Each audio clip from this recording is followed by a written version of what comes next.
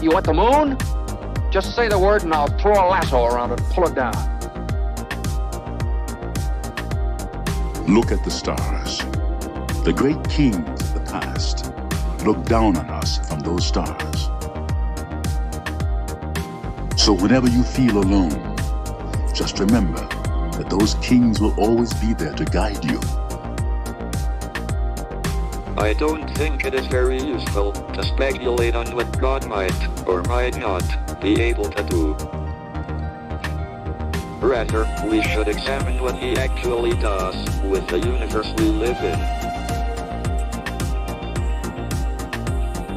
We are all explorers, driven to know what's over the horizon. The most profound discoveries are not necessarily beyond that next star. They're within us, woven into the threads that bind us.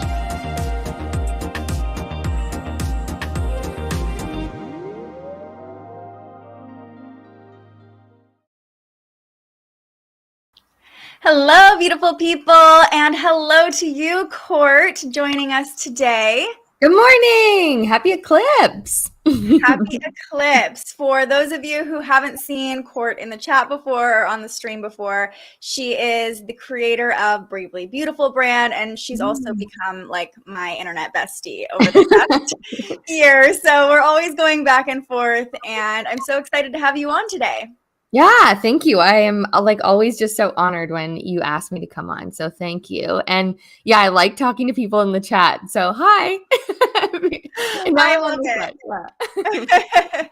So today is Venus Day. I've got my fancy coffee. You know, we're going to really be talking a lot about Venus too, because yes, you came to hear about the solar eclipse, but there is so much energy going on around the solar eclipse that's really kind of, you know, it's not a typical eclipse. It's not just like, okay, shifts are happening. There's so many other factors to consider. So definitely hang with us. We're going to be walking you through the energy today leading up to the eclipse. We have some major shifts playing out.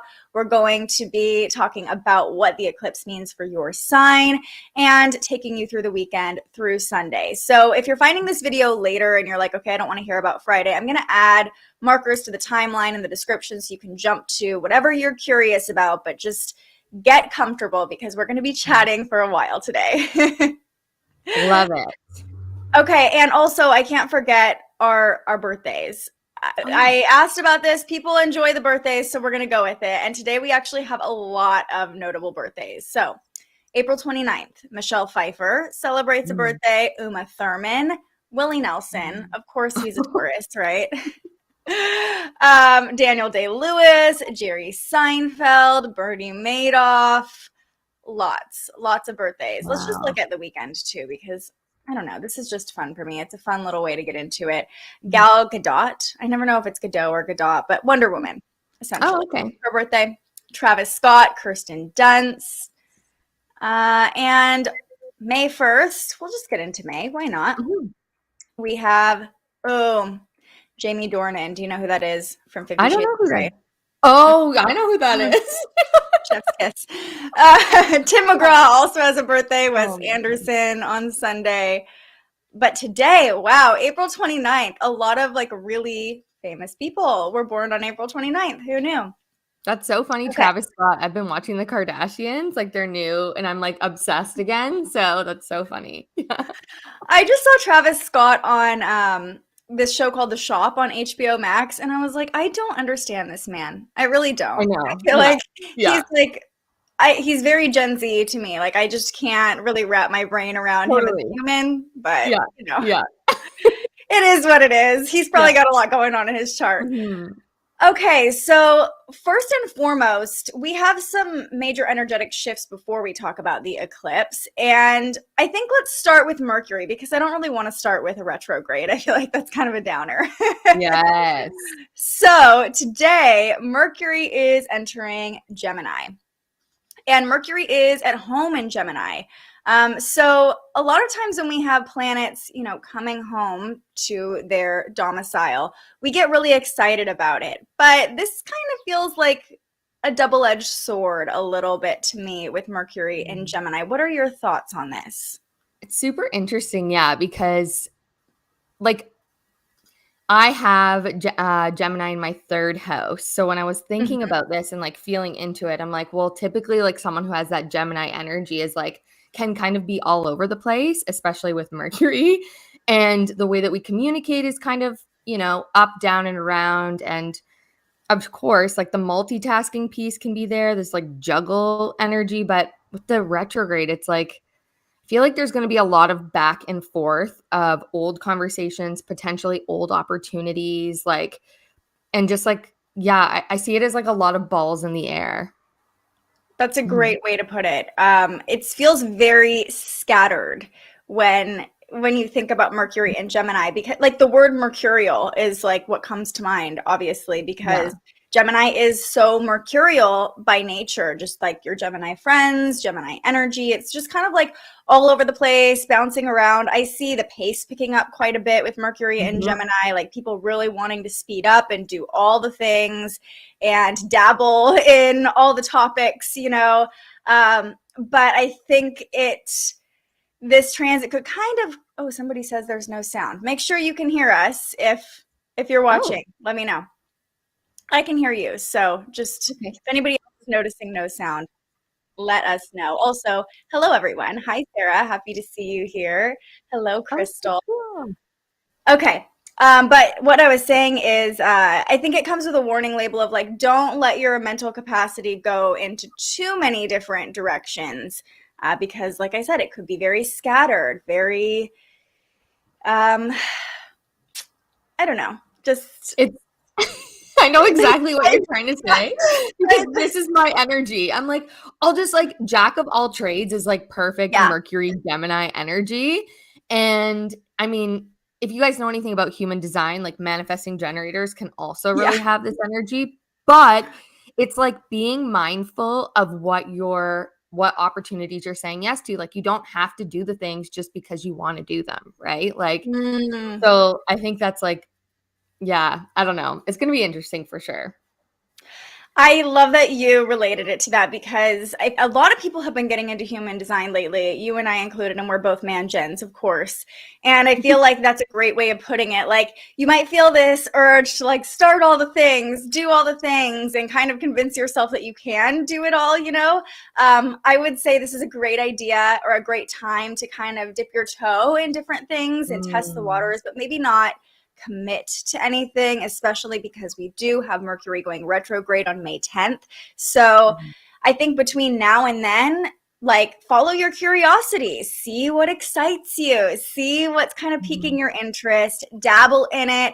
And then when Mercury is retrograde in Gemini and bouncing back into Taurus, actually, you can kind of review those interests and be like, okay, what do I actually want to move forward with? We can have a little bit more discernment and slow down a little bit during Mercury retrograde because Mercury is going to move back into Gemini, you know, at the end of May, and we'll be right in this energy again, and hopefully with a little bit more clarity about what we really do want to devote our time and our energy to. Yeah, actually also like we might notice that we want to get out in our community more, like be around others. I've noticed that a little bit in terms of like, obviously we're on the online space, but I've noticed it more like people wanting to get out and like be in connection. And I think that might be something that we see more with that energy too. Yeah, Gemini is a very social energy. It's a mutable sign, and it's known for being like the shapeshifter, right? Like Gemini energy, Gemini people can go into a lot of different environments and just immediately kind of adapt and find common ground with other people. So it's a really beautiful energy for relating, but more on like a surface level rather than depth in relating. Great time to meet new people, to put yourself out there, to kind of find that confidence and just shoot your shot, if you will. But again, like not really the time for commitment. I just see like a lot of busyness and a lot of bouncing around to different things. Totally. And Mercury will be in Gemini, then it goes retrograde. It moves back into Taurus, I believe, on May 22nd. And then, you know, when it stations direct again at the beginning of June, and then it'll move back into Gemini. So it's a really extended stay is my point. You know, when we have a retrograde in a sign like this, Mercury in its quickest transits, like 3 weeks, in and out. This time we're really going to be sitting with Mercury in Gemini. And I would say also just pay attention to whatever is exciting your curiosity, like follow it. You could be really wanting to study new things during this time, gain more knowledge. And I love everybody confirming they can hear us. Thank you. Good. Thanks for the confirmation. Just watching says, I have Gemini in the first and second house being a projector. Wait till I'm invited. So I do all the things, just not with everyone. So you're in your own little bubble studying all the things. Also, I think it's something to note too. I don't know if anyone knows this, but like if you have Mercury retrograde in your birth chart, this is actually like a coming home energy to you. So it actually might be a good time to like harness that energy and be like, all right, like I'm gonna like use this, and what's natural to you might come a little bit easier with that energy. I know. Somebody asked yesterday, I think, is Mercury retrograde here? Like the energy right now kind of feels similar to a retrograde already because we have the eclipse, we have a lot of movement going on. Mercury in Gemini is also, I think, going to make more people want to connect like online too, not only in person, but just it's a very technology driven transit too. So I could see also advancements in technology coming up, or like new technology coming out during this time. And maybe also us reviewing our relationship with technology during that upcoming Mercury retrograde. So lots to think about here. And while we're on the subject of retrogrades, this is a perfect segue for the other major transit happening today. Can you tell I wanted to put this off? I'm like, I don't want to talk about it. So Pluto stations retrograde today until October 8th. And this happens annually. Pluto goes retrograde for about 5 months every year. So this isn't a transit that we like. It's not like Mercury retrograde where we like really feel it really intensely because it's such a slow moving planet and it's more subtle. However, I think a lot of us have been through huge transformational processes with Pluto and Capricorn. Pluto and Capricorn is breaking down structures and building new ones. In our government and the patriarchy and in our own lives. And over the next 5 months, I see us really reviewing those structures and what we're building. It's like an inspector coming into to a newly built building and being like, okay, is everything solid here? Like what needs to be fixed? What needs to be changed? Is the foundation solid for us to keep moving along this project, That's a really good analogy. I've never done renovations before, but I can imagine that when you're like near the end of renovation time, or like, I guess even at whatever time you're doing this, it's like having to go back over things and look and say like, is this solid here? Or like what has to go? Or, and sometimes things come up where you have to spend more money, like these type of things to keep it solid. That's a really good analogy. And it tests people who go through those. Yeah. Yeah. Or even just the second guessing of like, I don't know, not even with renovations, but any project. Have you ever been close to the end and like, wait, did I make all the right decisions? Should I have done it differently from the beginning? And you start to see the final product coming together and you're like, oh, like, did I really want it to go this way? So I could see a lot of second guessing, our own personal transformation and the collective transformation. Because when we're talking about Pluto, it's alchemy, it's death and rebirth, it's killing things to bring new energy in, And I think we keep referring to the end of a project because here, I'll pull up the chart. Yeah. We have Pluto is at 28 degrees in Capricorn right now. And so, if you have been looking at the chart and thinking like, okay, Pluto's almost to Aquarius, we got a new energy coming in. Nope, not so fast. Pluto's going to hang out in Capricorn for longer, much longer. Yeah, it's a long transit, right? Like, I think Pluto moved into Capricorn in like 2008 or something like that. So it stays in a sign for so long, and you can think in your own life, like, obviously, like we were younger, like I don't fully remember that time in my life, but I do know that there's been a lot of transformation in that area of my chart. And so all of us have undergone some form of transformation where Capricorn is. And it's just kind of nice to look back and be like, wow, like I have really changed and I have grown, and just give yourself that, even like as we kind of go through this retrograde period. Absolutely. Yeah. It's all about this slow transformation. So really during this retrograde too, you don't have to really work with this right now because there's so much else going on.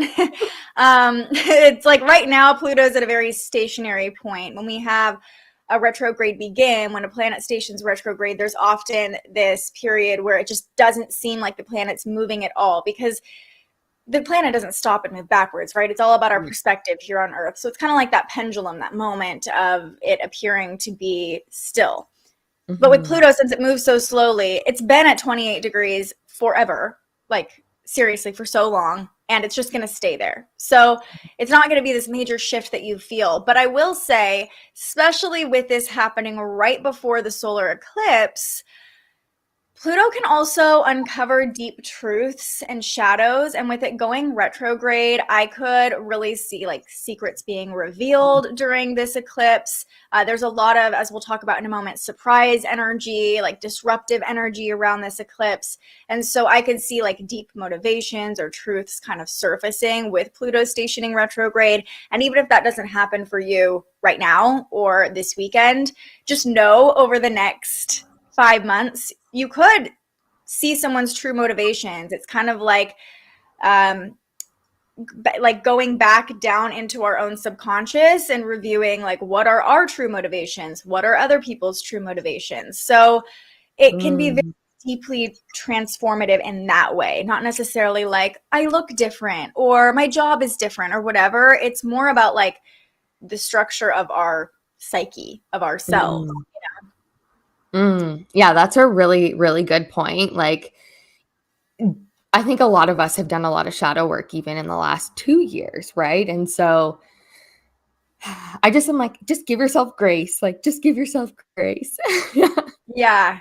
Yeah. And know too, like, I mean, we will talk about this when the time comes at the end of the year beyond that, but Pluto in Aquarius, I really feel like in the coming years is going to be bringing a transformation of our technology, of how we relate to each other. Like we're already feeling that with Saturn in Aquarius, but I think Pluto is really going to be extremely transformative when it comes to technology. So it's like right now, Pluto in Capricorn is really setting the stage for that and building the foundation for that, and creating the structures so that we can relate in a new and different way with Pluto and Aquarius. And so if it feels like a painstaking process, this is a great moment to trust the universe and know like whatever's being rearranged is really here to allow us to build a stronger foundation so we can kind of get out of our heads and expand in new ways with Pluto in Aquarius. So, I mean, Pluto's not going into Aquarius for, I don't know, at some point, I think in 2023, maybe 2024, who knows? Yeah, I haven't even looked that far ahead. It's got a while. I think it does peak in 2023. I'm not sure. I can't remember the exact dates, but yeah, it's also like something that keeps coming through for me is like finding your own personal power, right? And not power in like a vindictive or, you know, the shadow side of that, but it's like, what does that feel like for you? Like, what is your own personal power? What does it feel like to stand in your personal power and emulate that and just, you know, trust yourself, because that's a big thing with Pluto too, right? It's like, okay, there can be fears that come up that are associated with that because it's pretty deep, right? So if you can really trust yourself and like stand in your own power, I feel like that's part of Pluto as well. He's like, come on. Yeah, and Pluto retrograde could make you review your fears, face your fears as well. And again, this is like slow, steady process. This isn't going to be something that just like blows up in your face all of a sudden. It's like little by little, we're going in there, we're excavating, we're scraping away at our own shadows, you know. It's like a months-long process. I feel like we're like archaeologists. Like we have to be really delicate. We have to brush off the bones, you know, make sure we're not damaging anything, but we need to get to the root of it. We need to discover really what's going on. And that can also, with Pluto and Capricorn, I feel like it's a lot about history, ancestry as well. So it's like looking at our own subconscious patterning, what's ours, what was passed down to us from our ancestors, what cycles and habits are we trying to break, maybe even family secrets that we've been harboring or we didn't even know about that have been subconsciously affecting us. There's like, I mean, there's so much we can talk about. That's so good. I literally woke up this morning and I was like, I always sit and I'm like, okay, like what is the message here? And with the eclipses, that's what I was kind of thinking. But sometimes I get songs through, which I feel like you're pretty similar. And I was like, I didn't hear a song, but I wrote down like, it's time to break the chains. And I'm like, okay, that's super fascinating given what you just said and talking about this. And also knowing that, I'm sure we'll get to this, but millennials with our Pluto and Scorpio, you know, breaking the chains. And I literally pictured myself like having, and anyone can do this. This is like a cutting cord ceremony, putting like a cord around my stomach or like a rope and cutting it and like allowing myself to be free. So I'm going to do that. Sounds kind of out there, but anyone can. Yeah. Yeah. Cord cutting is so powerful and a great, way to use Pluto retrograde. Again, this is something like if you're finding this now and you're like, okay, but wait, we're talking about the eclipse, we're talking about Mercury, all the things, like just keep this in the back of your mind, file it away for when you need it, because you're probably not going to work with this energy right now. But as things are coming up for you over the next few months, just remember, okay, Pluto's retrograde.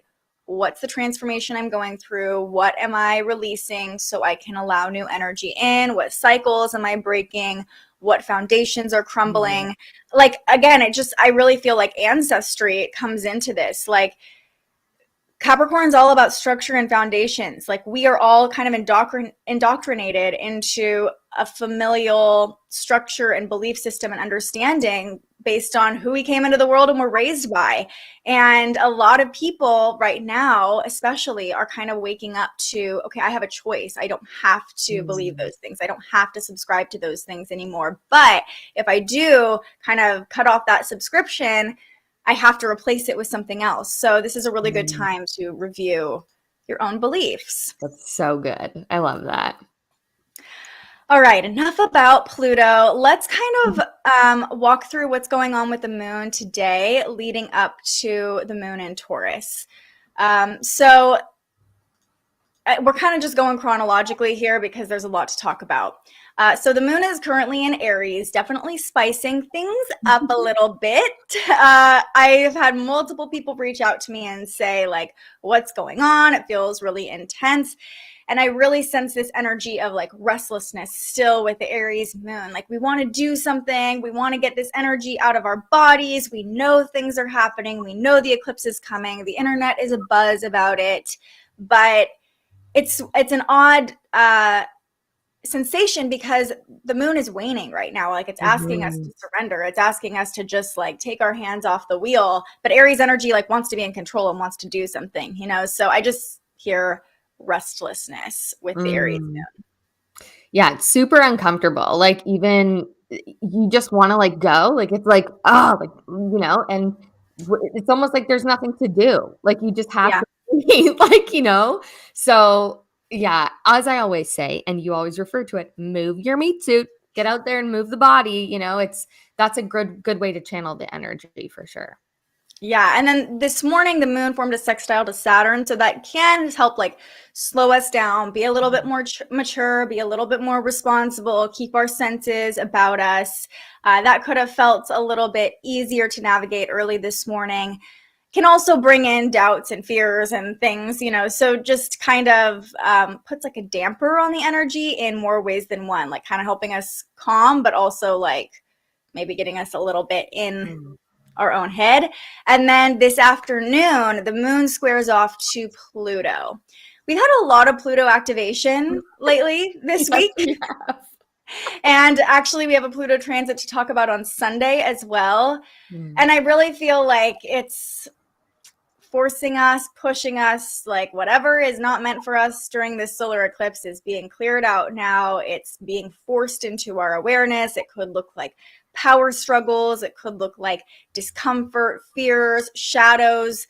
coming up without us trying to bring them up. You know, a square is like this blindsided energy of not necessarily being surprised by something, but not being intentional about it and it just kind of happening anyway. So I would just say this afternoon, watch trying to control or manipulate things, especially like we said with the moon in Aries. It's like we want to do something, we want to be in control of it, and Pluto has that energy as well. So definitely could feel a little tense this afternoon. You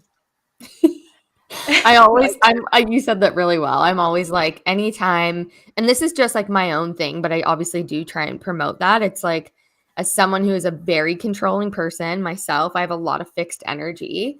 I know that, like, what can I do in this situation? What do I have control over? And I love to clean my house when that happens, meal prep, or like, you know, go to the gym, go for a walk, do something that I actually can control. And if you're somebody who's like working with your nervous system a lot, there's lots of things you can do. Like, I do cold dips or like doing a cold shower. It's like just gets you into a different state that allows you to be in your body. So that helps for me. I don't know if that's helpful for anyone, but yeah. Super helpful. And also kind of brings attention to a positive side of this transit, which is release, which is clearing out. And so if you're feeling out of control this afternoon, or really leading up to the eclipse in general, if you're feeling that sense of tension or intensity, focusing on what you can control by literally cleaning your physical environment, moving your body, like you said, and releasing density in whatever way that looks like for you. That's something you can kind of focus your control on, because like we said, you're going to want to do something, but still having the general energy of like, okay, I'm just clearing my channel, I'm clearing my environment, creating a space for fresh energy to come in under the eclipse. So it's kind of a nice way to like be in control without actually being in control. Yeah. And I love that you said clearing the channel. Like, how can we clear our channels this evening? You know, I love a good closet clean out. I'll probably do that. That's a good idea. Yeah. I cleaned my house today and I'm like, this is good energy for this tense square. And then the moon is void this afternoon from 2 to 5:30. So I feel like that's just a giant permission slip to like take the afternoon off, leave early if you can, if you live in Pacific time zone, and just rest, tie up any loose ends. Again, this is kind of a great energy to like clean up your house, check a couple of things off your to-do list, kind of clear your mental palette as well. The moon moves into Taurus tonight at about 5:30 p.m., just before 5:30 p.m. So the moon is going to be in Taurus all weekend. That's where we have our solar eclipse. And before we dive into the potent energy around the solar eclipse, a Taurus moon, let's just talk about Taurus energy for a moment. Definitely likes comfort, security. Like, I just see everybody bundled up on their couch. Like, I don't know why I just pictured like Armageddon, like everybody like at the end of the people in their bed together.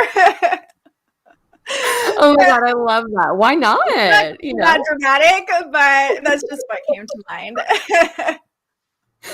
Oh my gosh, I love that so much. Yeah, it's like sensual comfort, right? Like whether it's eating your last meal or being really comfortable. It's not going to be your last meal, but maybe your last meal before the eclipse, you know? Yeah, that's so good. Right. Just like, you know, being nice and comfortable and cozy. And the Taurus moon's a nice time to like appease your own senses. So like I said, through food or through your physical surroundings, like letting physical things nurture you. Because honestly, we're humans, we're physical, we're 3D. And a lot of times we get so caught up in like, we're spirits and having a human experience and we don't need anything. But the Taurus moon is like, no, bitch, you need some food, you need some water, and you need to take care of yourself. Yeah, like grounding. You know, it's so interesting in the spiritual community. And like, I've definitely fallen into this. It's like must only drink like green juices and like, you know, all of these things. And obviously, like, I've talked about health a lot already today. Like, it is very important to me, but it is also really important to order yourself sushi, a meal that's like whatever from a nice, luxurious place that you love, and just sit and watch a good movie. Like, order popcorn from the movie theater and bring it to your home. Like, that's okay. Like, we're allowed to do those things, and that's the blessing of Earth. So it's like that, yeah, especially on a Venus day. Yes. Treat yourself. Treat Yes. yourself. Exactly. Before the solar eclipse, during the solar eclipse. I've been like definitely getting caught up in what you talked about, like just not wanting to eat anything unless it's like really good for me, and then I'm like, I feel like I'm reparenting myself. Like I have to, it's like when people are like that with breastfeeding, like breast is best. And now there's this whole movement of like, no, fed is best. Like your baby just needs to be fed. Like I'm having to do that to myself. Like just feed yourself. It's fine if you eat a cookie. Like your body just needs calories. You know what I mean? Like it doesn't have to be perfect all the time. And that's just me saying that to myself as a Virgo, like trying to just be perfect. So the Taurus moon lets us just revel in our bodies, in our sensuality, in good food, in comfort in general all weekend long. I would say if you find those moments, hold on to them because there's a lot of other things going on that might rock the boat a little bit. Okay.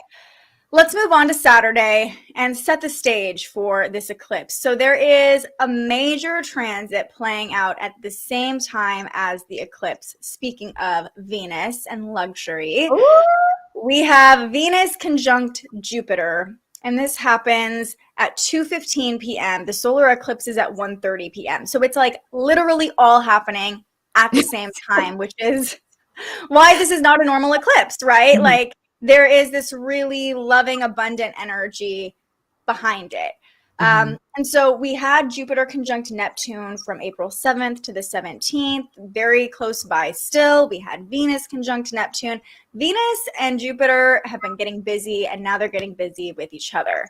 And this is just like so loving. I see all the love, almost like, kind of continuing the trend of like rose-colored glasses and maybe being too optimistic about love in general. But I feel like it's just like lucky things could happen. And when it comes to relationships, it could bring chance encounters with the other energy playing out with the solar eclipse. How do you see this conjunction between Venus and Jupiter? I'm a fan, first of all. Right? How could you not be? No. And in Pisces. I'm like, this is just like, I love it so much. It's, I think obviously the words like trust and surrender are really big right now. And also there's a bit of a trend going around that I've been seeing, and it's like, be delusional about your life. And I was sitting with that and I was like, are we trying to tell people to be delusional? Like, I don't know. But then when I sat with it and I was thinking about this transit, and I'm like, it's super interesting because sometimes what they say, like even athletes, if you really want something or like, you're training to get to a certain point, you have to visualize and feel what it would feel like for that to come into your existence, which in some capacity could be seen as a little bit delusional, right? Because you're sort of, embracing that what you can't see energy.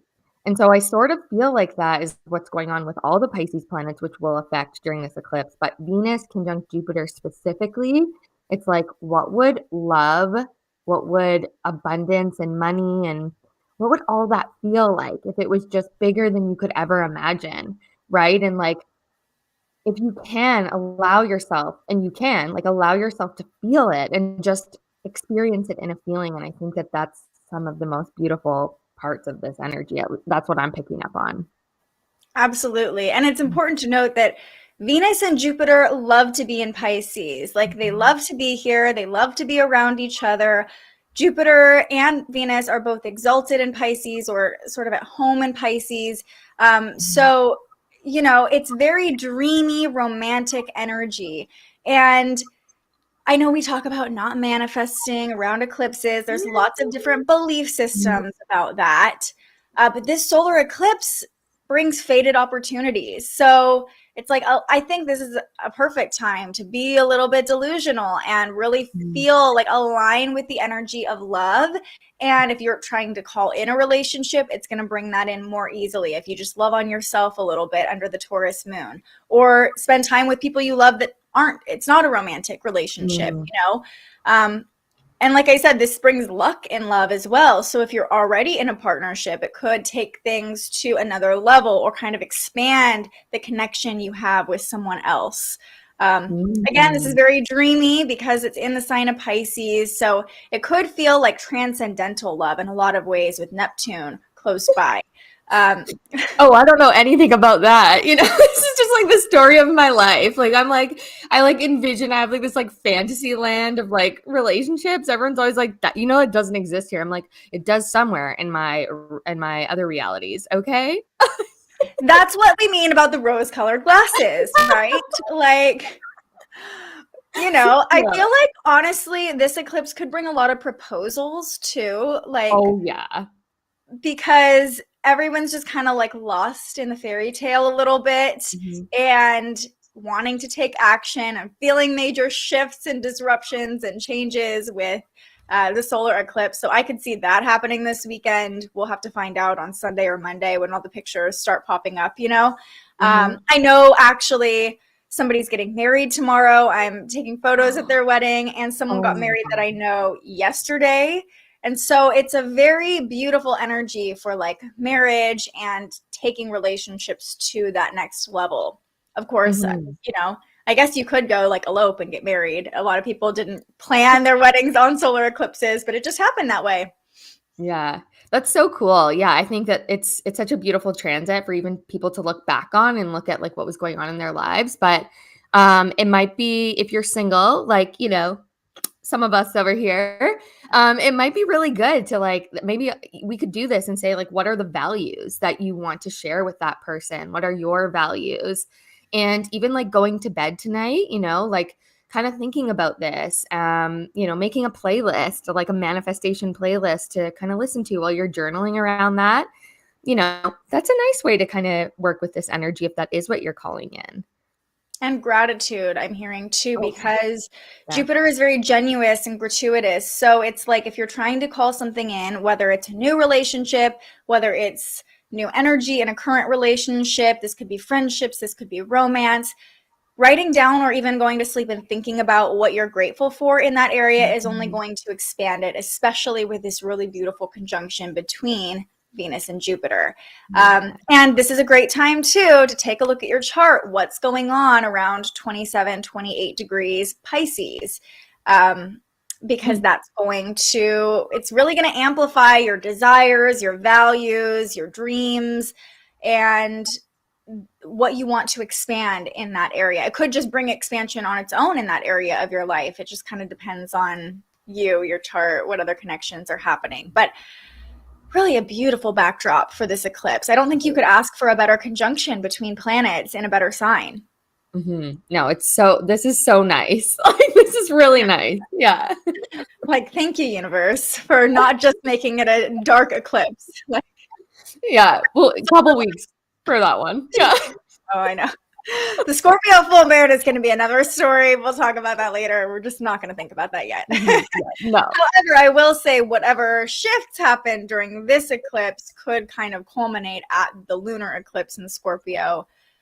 So just take note, I guess. We're not in control. There's really nothing to do about it. Just more observe it and go along with it. And speaking of observing, one more thing I want to say about this, you can actually see the Jupiter-Venus conjunction with your bare eyes right now. So I didn't know that. Not like right now, but it's right before sunrise, I believe, because Venus is a morning star right now. So basically, if you look at the eastern horizon, you'll see what looks like the brightest star in the sky or whatever, and that's Venus. And Jupiter, like if you just have a basic telescope, you could probably actually like see the planets, which is really cool. I love when that happens. I'm getting up early this weekend. Yeah. Well, it's so cool when that happens because it's like we're talking about this conjunction. It feels very esoteric, like these two planets in our solar system are conjunct, you know, but when you can look up and like see the full moon, see the eclipse, see a conjunction with your own eyes, it's like, oh yeah, like this is how our ancestors learned about all this stuff, by just literally observing the night sky from here on Earth, or the morning sky. So feels very connective and like ancestral to see these things. Okay, without further ado, here we go. Let's talk about the solar eclipse in Taurus. So a solar eclipse always happens on the new moon, and it's essentially when the new moon comes between Earth and the sun. And it always happens either at the north node or the south node, basically creating this alignment between the Earth, the moon, and the sun that blocks out part of the sun's light, sometimes all of the sun's light, but this will be a partial solar eclipse in Taurus. This is at 10 degrees Taurus. So again, a great time to take out your birth chart. And we will go through what this solar eclipse means for each rising sign. But sometimes, like in my case at least, Taurus rules my 9th house, but 10 degrees Taurus is still in my 8th house. So it's a good idea to look at where 10 degrees is, especially with a really potent transit like this, to see what areas of our life we're going to experience potentially some major quick shifts in.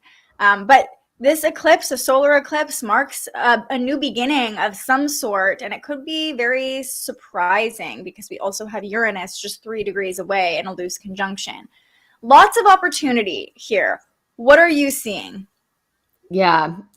I just keep feeling like it's like the universe works in the 11th hour. You know, that it's like whatever that saying is. And it's like, that's Uranus, right? He's like, oh, you think you know, but just wait.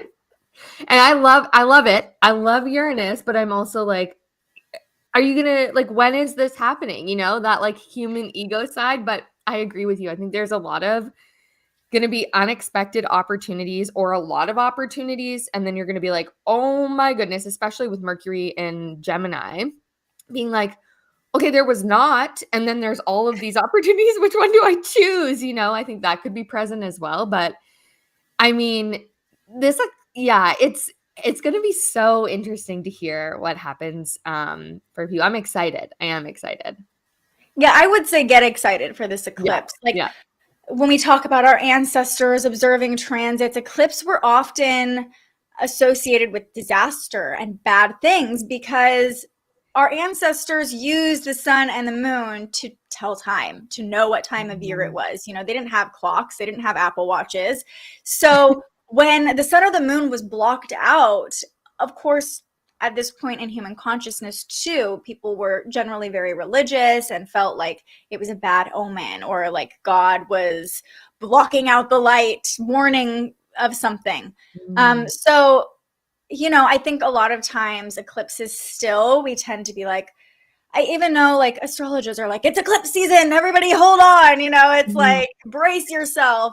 And that may be true. There might be major shifts coming to you, especially more towards the lunar eclipse that we'll talk about later in a couple weeks. We're just gonna file that away for now. Yeah, it's back there. Especially for you and I with our Scorpio moons. I'm like, I don't want to think about that right now. No. I do not want to deal with that. So anyway, we're loving the solar eclipse energy. We're just gonna focus on what's right in front of us right now. And I think that's a really good way to use this eclipse, because Taurus energy is very physical and it still feels kind of immediate, you know, like what's in our physical surroundings that's changing. You might have had opportunities already present themselves in the weeks leading up to this eclipse, and it could be a matter of like, am I going to take this or not? So like I know that's happened for me. Some random opportunities have come into my awareness, and I'm like, knowing astrology, I'm like, I think this is meant to be. There is an eclipse coming, you know, there are some major shifts happening. So I would just say, like, assess the opportunities coming to you. But Mercury and Gemini, like you said, it might make you want to like go for it or act on it really quickly. And I think it's worth mentioning to like maybe hold back and observe and pause what's playing out. Let it play out before you jump into anything. Yeah, that's like really good advice. And I know I've talked to a few people who are like, wow, all of a sudden, like these things are starting to come in. I don't really know what to do. And I think something to be mindful of as well is like with the eclipses, like the answers will be shown to us. Like you will know what to do when the time comes. Like, and that's where that trust piece comes in. But as a human being, it can be really tricky to be in that situation, right? Like, okay, so just try to be like, okay, I know when it's the right time, I will know what to do. Like that energy will come. So yeah. Yes, I don't know what to do. I feel like that is the energy right now with the moon in Aries currently on Friday. That restless energy, it's like opportunities are coming in intuitively. We're aware of the shifts, the transformation with all of this Pluto activation as well. It can, like, I relate to that completely. Like, I don't know what to do with a lot of different things, right? And coming back to, I think this is a really great like mantra or belief to come back to while Mercury is in Gemini and even while Mercury is retrograde.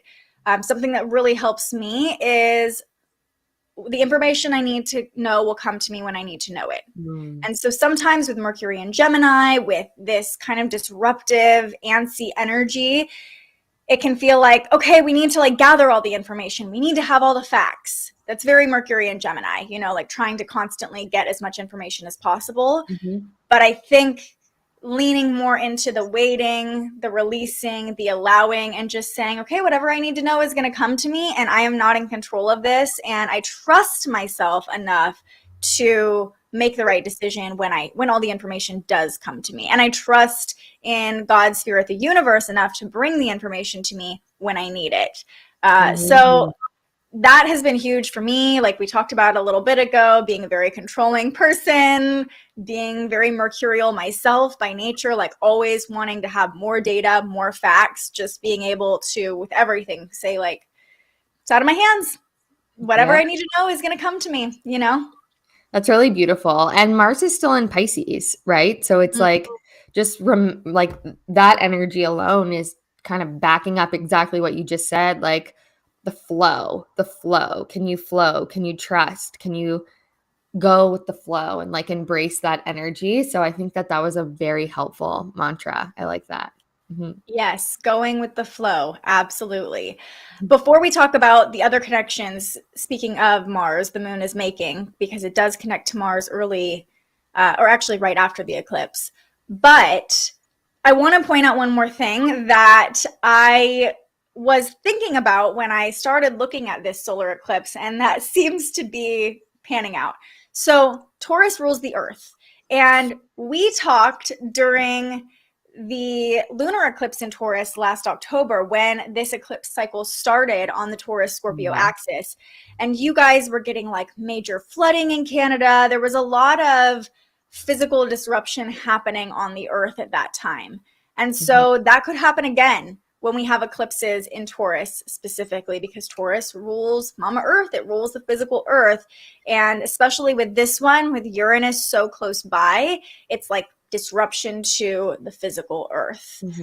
So I know one of my close friends, she's a meteorologist in Kansas. She's planning on storm chasing tonight. I think they have tornadoes or something like that coming through Kansas. Very Wizard of Oz for you. I'm like, it's real? That happens? Yeah. And this is why I don't live in the Midwest. The Wizard of Oz scared me too much as a child. And I'm like, nope, I will not be in a tornado. But she was even like texting me this morning, like, I feel a lot of anxiety and tension, and like the energy is really intense right now, and I'm getting ready to go storm chase. And I'm like, yeah, that would be the solar eclipse in a nutshell. So I would say not only weather, but like food insecurity is something that's been coming up too. Physical resources, the physical Earth kind of showing us how it's being disrupted. I really want to like hammer this home that I think we really need to focus on our root chakras. Like it's something that I always have to do. A lot of us do, because again, like thinking of our ancestors and all the generational stuff that we've come from, you know, we have the power and the opportunity to actually shift a lot right now. And there's a lot of narratives that are still playing out that are old when it comes to, you know, our resources, money, all the things. And we can change them. It's obviously going to take work, but I think that really like paying attention to our own root chakras and supporting yourself, right, is really, really important. And there's so many ways you can do that. Like obviously Reiki, I am a Reiki master, so that's what I use, but you can get really grounding foods, like, red foods, like red things, like really support yourself and that root chakra and just help yourself go through all of this. And if you're feeling like ungrounded at all, YouTube, I mean, we're on YouTube right now, but YouTube's a beautiful resource to just be like, tap into my root chakra, or yoga for root chakra. Like literally you would find thousands of videos if you just typed that. So just know that like Taurus is a lot about resources too, and resources are always available to you to help you. And the solar eclipse in Taurus could actually like bring new resources into your awareness, whether that's physical, like tangible or intangible. You could have new resources brought into you. I also see something we didn't talk about with Venus conjunct Jupiter in the background of this, like money. Hello. Money coming in right now. Yes. I mean, people are, maybe some people are getting their tax returns back. I mean, that's a thing, but even like yes, we deserve. Okay. Yes. Self-worth too. Like the money shouldn't make you feel like you have more self-worth, but on the other hand, really tapping into your own self-worth, like tapping into your root chakra, tapping into like the body and how abundant it is that we are here right now, that all of the cells and molecules and atoms and everything lined up perfectly in your mom's womb for you to be here, and your brain is still functioning and you're able to like listen to this and understand it, So like tapping into your own physical abundance, your own self-worth here as a human is just going to bring that money in more easily. And the reason I say money is because Venus rules money, Jupiter rules abundance. Those two together can bring an influx of money. And with the solar eclipse in Taurus, it brings new opportunities for resources. So depending on where this is playing out in your chart, it could be more applicable in that direction for you. But I just say expect money. Just expect it. Maybe don't like spend it. Don't. That's another downfall with Venus conjunct Jupiter. We can be a little overly spendy. So maybe like reel it in. Just focus on receiving it rather than dispelling it. Totally. Yeah. I mean, your boyfriend, partner would know more about this than me, but it's going to be interesting to also watch the stock markets and also like crypto and all of those things. So I am not educated enough to talk about that, but I'm just saying it's going to be very interesting to see what plays out in sort of that realm over the next couple of weeks. So true. I am not as plugged in as he is to know what's happening, but I know that like in the past couple of weeks, NFTs have seen a little bit of a resurgence again. There's been some new projects that came online. So, if you're really feeling intuitively called to invest in something, again, maybe take a look at what's going on in your chart right now with this solar eclipse, but it could be a really prime time to do it. Now, I wouldn't overextend yourself or spend anything that you're like is going to leave you feeling insecure in any way. We want to make sure whatever decisions we're making, if any, during this eclipse, that we feel really grounded and secure and rooted in that. And the Taurus energy can really help us like slow down and think things through a little bit. So, I wouldn't take any action unless it's something that is like in your face. You need to do this. Like it's an opportunity that's like will never come around again. But even so, like you want to be really, really, really careful with Venus and Jupiter and Pisces, because it could be easy to buy into something that is you don't have all the information about, that you're a little like delusional about. So this is not financial advice. Like don't dump all your money into something unless it's like you are getting signs everywhere. If you're seeing all the angel numbers, if you like spirits are coming through, like go girlfriend. I feel like that's the only time. Yeah, okay. So I see Uranus as the nervous system, and especially in the sign of Taurus, because Taurus has a lot to do with like our body, right? And our like physical 3D meat suit. And so Uranus being in there, it's like, you're all of our nervous systems, that's why the nervous system is getting so much attention right now. It's like you have to be really rooted in your nervous system to make those decisions, and expanding your nervous system is part of what we're all doing right now. You have to expand your nervous system to hold a greater capacity of the manifestations like money, love, all the things.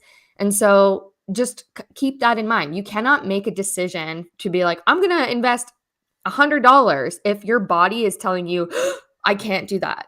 That's not alignment, right? So like if it's $5 and you just want to dip your toe, and I've done that, and I'm like, okay, I understand this world a little bit here, but you got to check in with your nervous system, check in with it. And dip your toe, Mercury and Gemini, just like dip it a little bit, see what happens. Don't dump everything into something. I totally agree with that. And I think it's a great time to talk about, we've already talked about how this new moon is conjunct Mars 9 p.m. Saturday night. So a couple hours after the eclipse, the moon forms a conjunction to Uranus. That means the eclipse is at 1:30 p.m. and depending on where you live in the world, you might see it. But you could experience shifts all day long, Uranus, or all weekend long, really, for the next 2 weeks, honestly. But it's not going to just be this one moment of a shift, No. So the moon forms a conjunction to Uranus, 9 p.m. This is in Taurus, bringing more of those physical disruptions, wacky weather, chance opportunities, encounters, surprises, all these things. I see a lot of people getting engaged on Saturday night. That's all I'm saying. Not me, but maybe other people. Not me. But before that, so right after the eclipse, they're kind of going out of order here. The moon forms a sextile to Mars. And I think this is a really great reminder, kind of what you were saying, only act on things that intuitively you feel are flowing with you. There's no resistance. It's 1,000% a yes. Really tap into your intuition, your sensitivity before taking any action. And your intuition with Mars and Pisces is going to be a really great guide, feeling physically in your body what's coming up for you before you take any action. Yeah. I always say this is my favorite thing, a surfing analogy. If anyone surfs, you know that there's a moment where that wave is coming up underneath of you and you just know in your body, it is time for me to start paddling so I can pop up. I'm not a great surfer, but I know the basics. And it's you have to use your intuition and feel that in order to ride that wave to shore. So if you can really tap into that feeling, it's all right, let's go time, and if it's not there, it's not there. Don't force it. Right. And equally pay attention to, I don't want to shit on your analogy, but your Mars and Pisces could also be that intuitive hit. There's a shark under my surfboard right now, pay attention to the red flags too, right? We don't want to just pay attention to oh, this feels good, this feels exciting. Really listen to all of your senses before you take any sort of action. And I've never surfed, but I would imagine the action you take when you're surfing feels very natural. So if anything feels unnatural about it or off balance about it or unstable about it, that's going to be a no-go. Just hold off, wait, don't commit to anything that doesn't feel inherently really good. I love that. Yeah, that's great. I mean, I've only surfed in one place that had sharks. So that's that's really good. I never thought about that. I know. Sorry to plant that seed in your brain. No, I'm oh my God. If I ever, in Tofino here in BC, there's no sharks, but I mean, I would love to surf in Hawaii. There are definitely sharks there.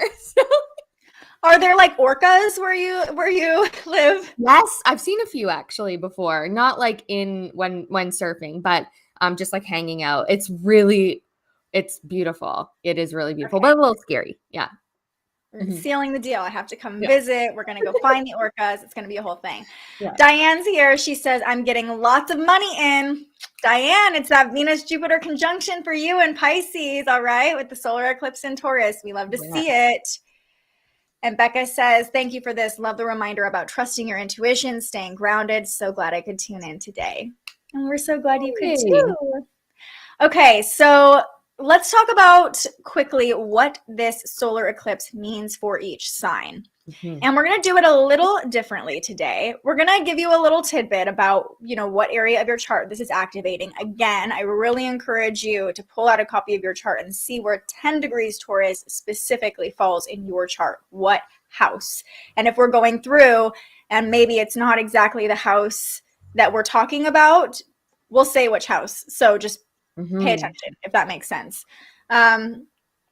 So pay attention to 10 degrees Taurus. And also, we're going to give you a little tidbit and we're going to pull a card for each sign today because it's a solar eclipse. We have no idea what's going to happen. We're going to let spirit come through for each sign. So pay attention to your rising sign. This is what we're referring to when we say what the solar eclipse means for your sign. You can always get a copy of your chart just by scanning the QR code here, thespiritualjournalist.com/birth chart. There are lots of apps and it'll be called your ascendant. That's often what the rising sign is referred to as in your chart. So just want everybody to know we're all on the same page. We're talking about the rising sign. Let's start with Taurus, of course, because the solar eclipse is happening in Taurus, which means it's falling in your first house if you are a Taurus. And this is the house of identity. I see this as a huge evolution for you as a person. And this solar eclipse is really telling you, like, you're taking that next step, you're transforming. Now it's time to own that energy and step into the next version of yourself. I'm so excited for our Taurus risings. Like, I'm just so excited for them. They really deserve this. I know they've been going through a lot. And and allow yourself to be seen. Allow yourself to be seen. It's really, really important. Okay, you're going to pull the cards, yeah? Oh, yeah. I was like, yeah. I forgot to tell you that. Okay, so the card I pulled for them, it says mirror. And let me turn this light on. Mirror. And it says who or what is triggering you. So that actually is kind of interesting, seeing as this is in your first house. So allowing yourself to kind of sit with the fact that, hey, if someone's reflecting something back to you, is it an opportunity for you to say like, oh, I can grow in this situation? Or what is it showing you about yourself? For example, if like, your throat chakra is off and someone is like, mirroring back to you that you like they're saying a lot and you're not saying a lot, like just look to see like what is happening here in your external, because it's giving you an opportunity to grow and kind of evolve into the person that you're becoming. So, yeah. I think that's such a great card too, because right before you pulled it, I'm already thinking about if you're a Taurus rising, eclipse season, if you're a Taurus or Scorpio or have major Taurus Scorpio placements, is going to be especially transformational because this is happening, aligned with the North and South nodes in Scorpio and Taurus. And so the full moon in Scorpio, the full moon lunar eclipse coming up on May 14th, is going to be in your relationship house. So there could be something triggered under the solar eclipse that then comes to culmination during the lunar eclipse. You could get like a glimpse of a shadow that's coming up in relationships. And again, this could be romantic or otherwise, but really taking this solar eclipse to focus on the self and who you want to become. So if those shadows do arise over the next 2 weeks, you're really grounded and steady in who you are and what your values are, and you can navigate those situations with a little bit more clarity and confidence. And so you can manifest that. I know a lot of Taurus risings who are manifesting relationships. So just like nourish yourself here and then be like, it's going to happen for me. It is going to happen for me. Okay. I love that. All right, let's go to our Pisces risings, court included. So this solar eclipse lands in the second house. And so this is all about money, physical possessions, desires, values. Could be a renewed sense of desire or like a new opportunity that's bringing in physical abundance or, tangible resources to you. I think specifically for Pisces risings, I see money coming in for you. Hey, we'll take it, right? Was that Diane? Right? We also have who said that before in the comments. Money's coming in? Yes. Yeah, I'll take it. Okay, this is interesting. So the card that I feel like I want to do this one. Okay, so this is the card that I pulled for Pisces Rising. Sorry, my camera's not the best, guys. It says Sisterhood of the Rose. So beauty and devotion, priestess, mystic, and teacher. This card is really beautiful. And I think that sometimes when I pull this, for example, it's like, you know, is there something that you're feeling called to teach, or, you know, just tap into that mysticism, tap into that feeling energy that we were talking about in order to create the reality, in a sense of, be a little delusional about what it is that you want. If you're a Pisces rising, that comes naturally to you, I think. But yeah, I think like that is reminding us, that card too, to feel in the energy of abundance, like we were talking about, even if the money isn't coming to you right now. And I love that you pulled the Sisterhood of the Rose card, because sometimes resources in abundance don't look like dollar bills or physical items. They can look like people, you know? So this could be a time where you look around and say like, okay, who do I have to lean on? Who can I learn from? Who can I collaborate with to share resources with? That's kind of what I see coming up for that card. And with the full moon, the lunar eclipse landing in your 8th house in a couple weeks, this could bring in a new opportunity to collaborate with someone that then turns into like an energetic contract or a bond of some sort, an energy exchange of some sort in the coming weeks. Beautiful. Yeah. I'll take that. So right? All my Pisces risings out there. Hey, I feel you. I feel all of us. Yeah. Yeah, I know. And Pisces risings too have been having a lot going on in the 1st house, a lot of dreaminess, a lot of imagination, maybe like rethinking your sense of self in a lot of ways. So there's been a lot of focus on like you and your sense of self if you're a Pisces rising. And I just lied. This is happening in the 3rd house. What are we even talking about right now? We skipped Aries. Oh, talk about being delusional. But I love that you were like, just teach other people. So I think we're going to talk about the 3rd house. Or maybe there's someone watching here that has a Pisces rising and it's actually falling in the 2nd house for you.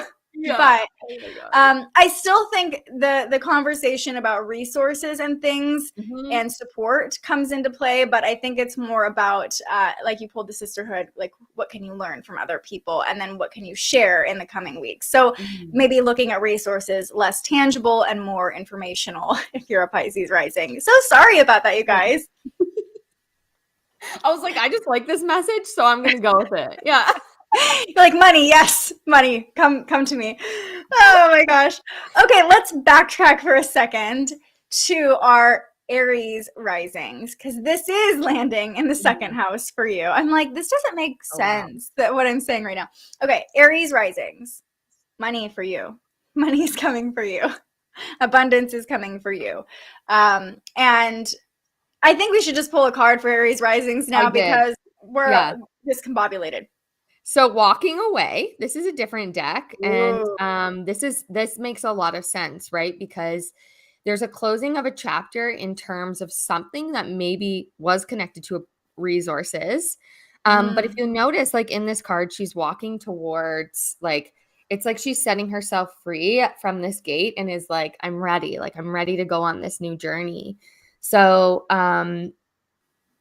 yeah, and it's really beautiful. There's lots of flowers and everything. So I feel like there is something blooming. There's a new beginning, but you have to walk away from what that was kind of keeping you maybe in a lower self-worth place.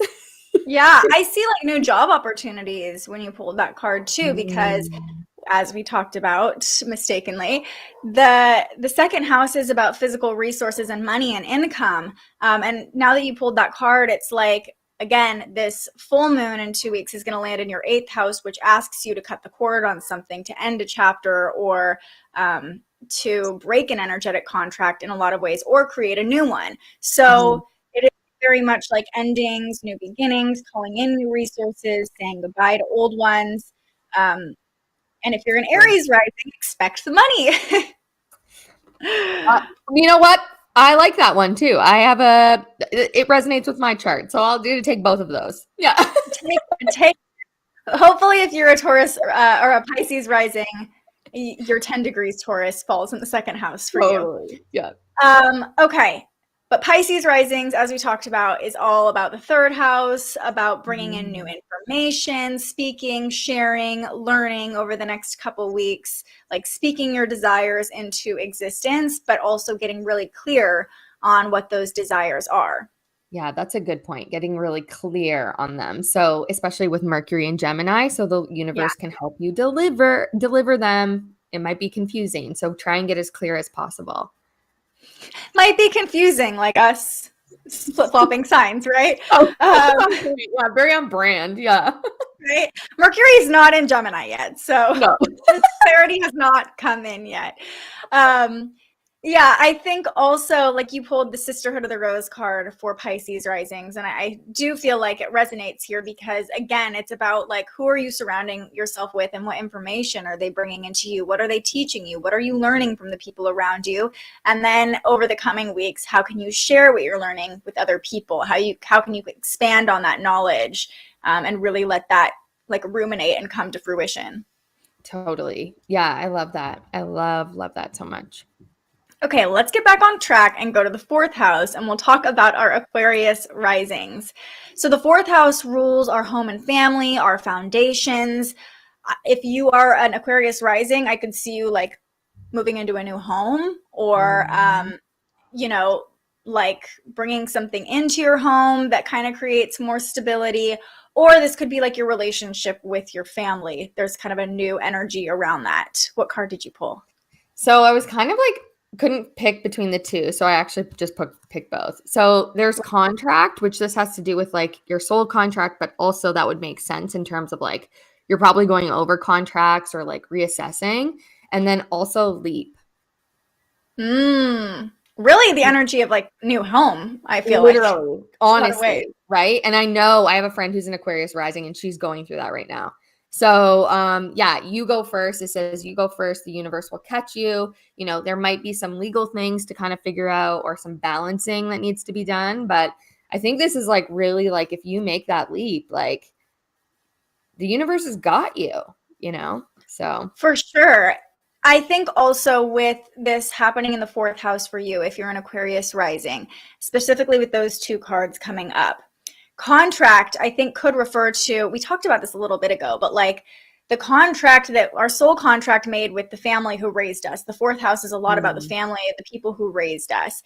And it could be with those two cards coming up together that this solar eclipse is revealing to you, okay, I want to break that contract or release myself from those belief systems, from those structures that I was raised in, and leap into my own sense of self, create a new foundation for myself. But that could feel like taking a leap, you know, like literally leaping onto new ground and planting your feet there. So the lunar eclipse in 2 weeks will occur in your 10th house of career, of long-term goals, and whatever leaps or changes are coming into your awareness now are likely going to support those long-term goals for you as the full moon approaches, as the lunar eclipse approaches in Scorpio. So I think really assessing for you, if you were an Aquarius rising, like what beliefs and structures have I subscribed to almost subconsciously based on how I was raised, how I grew up. But I also just like new house keeps coming to me because all the Venus energy, the abundant Venus energy is happening in your second house if you're an Aquarius rising. So it's like resources coming to you with ease, the ability to make those contracts, make those leaps, like giving you kind of this physical security and abundance for you to take that metaphorical leap or spiritual leap in some way. totally. Yeah. Well said. Thanks. Okay, Capricorn risings. This is in the 5th house for you, this solar eclipse, which is not your normal realm. And I will say, I already feel like if you're a Capricorn rising, you might be a little bit guarded of yourself. And this solar eclipse could just kind of open something up in you that's like, it's time to play and have fun and let go of the need for everything to be just how I like it or just so. And did it leap out? It did. Love that. I think if you're a Capricorn rising, especially with all the Taurus energy of Taurus season, you're probably very like, okay, how can I make this secure and solid? But this solar eclipse is going to bring in a new energy of like, just have fun with it. Like, who cares if it's solid? Trust. It's all good. You know, be creative, play. Yeah. So the card that actually flew out was Journey. So like going on a new journey, which is really exciting. That's like really adventurous and playful. And then also this one was What Lights You Up.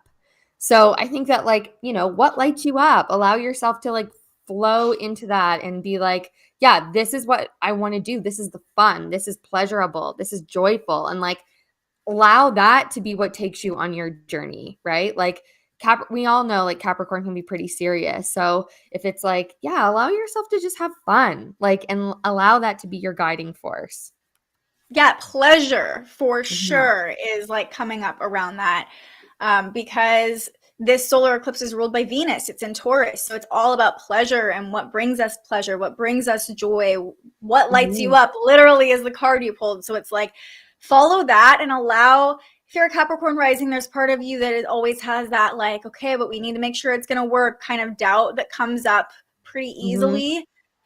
Tell that to F off and just like follow what's fun for you under this solar eclipse, and doing that, following what's just like lighting your little heart up and makes you feel joy could create those rapid shifts and bring in more abundance and bring in new information and allow you to see things in a different way and feel more secure and confident in a new way.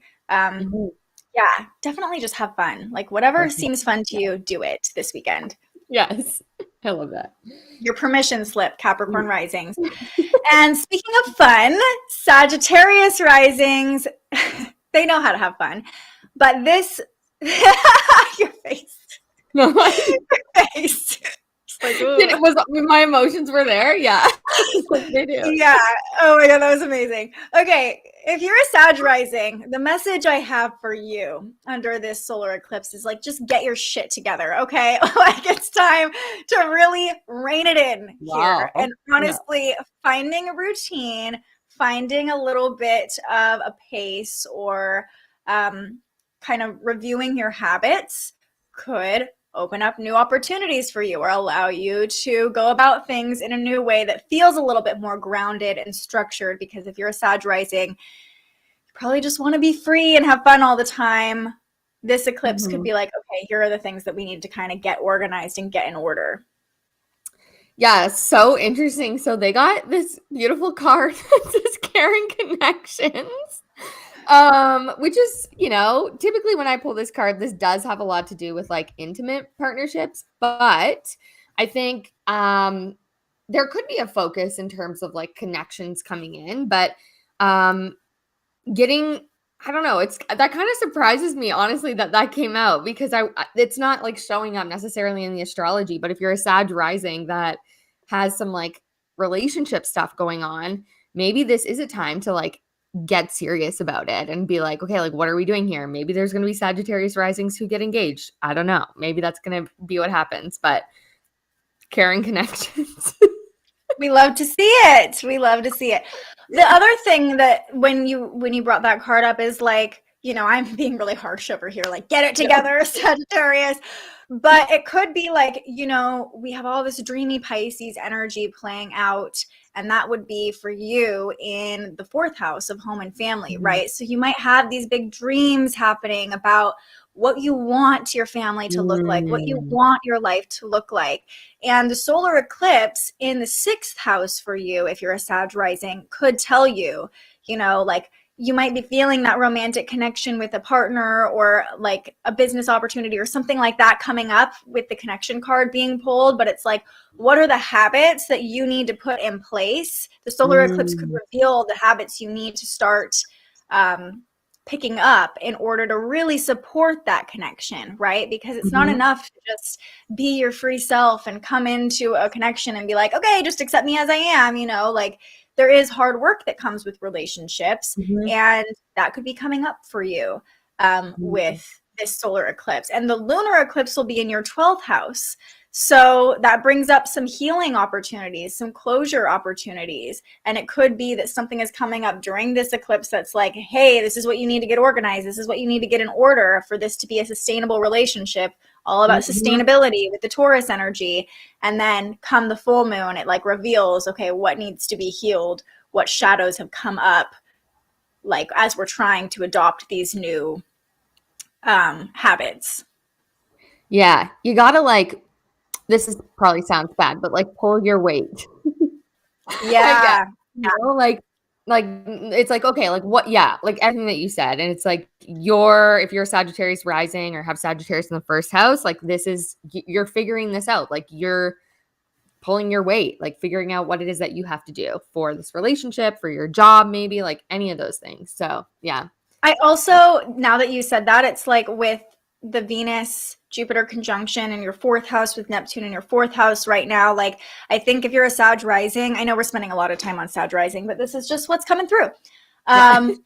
You want to be taken care of. There's a part of you that like almost delusionally is like, I'm baby, take care of me, you know, like I just want to be free and do my thing and have this stable, steady person here next to me, whether that's in business or love, to just take care of all the like stuff I don't want to deal with, right? And the solar eclipse could bring up like, no, like you said, you need to pull your weight. Like, what are your habits? How are you taking care of yourself so that you can contribute to that relationship, right? Yeah. So kind of a harsh lesson for you, Sag risings, but know that there is great potential to shift those habits, to break bad habits, or to create new ones under this solar eclipse that could really be healing and beneficial for you if you kind of lean into it. Totally. Okay, 7th house is being activated for our Scorpio risings, the house of relationships. And with this this new moon solar eclipse in Taurus, it could bring in new relationship opportunities for you. Yeah. Really exciting, actually, for this to be happening in the 7th house for you. And also the full moon is going to be happening in your 2nd house, bringing in more resources, kind of like a celebration of what's being brought in during this solar eclipse for you. I'm curious to see what comes through. Yeah, this is really interesting. So this card is a man holding a coin. These cards are hilarious. I do love them, but they're funny. What does it say? It says man holding a coin. And when I see this, like it can actually represent like, you know, sort of like that masculine energy around money, or money coming in from like a resource that is like maybe a man. But it's also just like, to me, like abundance of some sort. Could be through a partner even, but super interesting that we're like talking about love, and like there's also some money stuff coming up with that Jupiter Venus connection. So maybe, but then the other card that I was like, I need a little bit more here. Trust your path. So what would you do if you were completely supported? So I think that just kind of understanding yourself and like what is security to you, and making sure we're not trying to find that in another person is really important. But I do think like this energy in terms of astrology is like really supportive for bringing in new connections and partnerships. So I feel like if you bring in a new connection under this solar eclipse, they're going to be rich after you pulled that card. Literally, like you bring in a new connection with the new moon in your 7th house, and then come around to the full moon in the 2nd house is like that money and abundance flowing in from that connection. Now, I won't say like go after a rich person. No. That's not the way to do it, but it might just happen that way for you. And I love what you talked about, your own like worth and your own values and finding security in yourself, because a lot of times Scorpio risings kind of like to mask themselves and hide behind a veil of some sort, kind of like act like cool and collected, but really not let people in. And this solar eclipse is really inviting you not to do it all alone, to let someone else in, to let someone else bring resources into your awareness, and to open yourself up, be vulnerable enough to create that connection and rely on someone else for your resources, for your abundance. Maybe not solely, but just like 2 is better than 1. You know what I mean? Yeah. Ask for support when you need it. And also just like that is high self-worth as well. Like being like, you know what, like I know I really need some support right now. So like, how can I find the resources I need, the people I need, whatever. But I also think like I was going to say something and I totally forget it now, but oh yeah, love and money when we're manifesting are often very connected, right? Because they're connected somewhat to like our root of self-worth and value. So just kind of bringing that in, if you are someone who's like looking to manifest a partner, where are you at? Where are you at, right? With your self-worth, especially if you're a Scorpio rising and Taurus rising. Mm-hmm. For sure. For sure. My dog decided to join us. Oh, over there. I think too, you know, we talked about like, you're going to find some sugar daddy, but it could be the 7th house is also partnerships. So it could be like a partnership opportunity, an unexpected partnership opportunity in business as well, presenting itself to you. But you've got to like open yourself up enough to that partner for them to trust you as well, right? And doing that could bring in the physical abundance come the full moon lunar eclipse. All right, my Libra risings. This full moon is in the this new moon. I keep saying full moon. This solar eclipse is in the 8th house for you. And the mantra that I wrote out when I was thinking about the signs was, if it's scary, you're doing it right. If you're a Libra rising, like, kind of, you gotta open up to your own depth, your own shadows. Libra risings like to just keep the peace, keep everything harmonious. This new moon could rock the boat a little bit for you, could force you, like bring up some shadows or some things that you need to see, and ultimately be beneficial for you. Why are you laughing? What did you pull? Yeah, because I don't want anyone to freak out. Okay, this card freaks me out when I get it. So like, but we are talking about the 8th house.